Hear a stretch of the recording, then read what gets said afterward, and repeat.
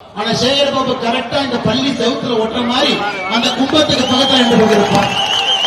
1000 கோடி ரூபாய் இந்து கோவிலுடைய புனரமைக்க கொடுப்போம் என்று சொல்லி வெறும் 82 கோடி ரூபாய் ஒதுக்கி இருக்கக்கூடிய திராவிட முன்னேற்ற கழகம் எங்க? ஆனா எங்கேயாவது கும்பாபிஷேகம் நடந்தா இந்த காக்காக்கு மூக்கு வைத்த மாதிரி முதல் ஆளாக சேகர் பாபு அங்க போய் நிற்பார்.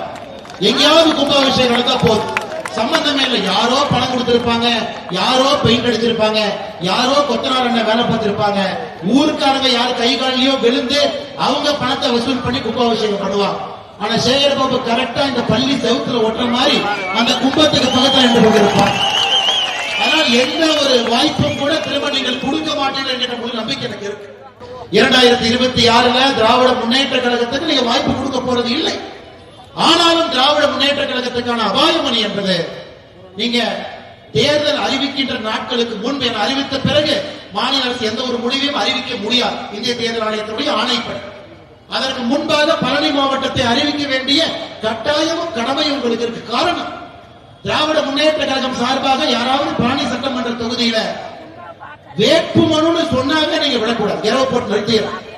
அந்த அளவுக்கு மோசமாக நாம் இருந்தால் மட்டும்தான் இதற்கு ஒரு தீர்வு கிடைக்கும் என்கின்ற முழு நம்பிக்கை.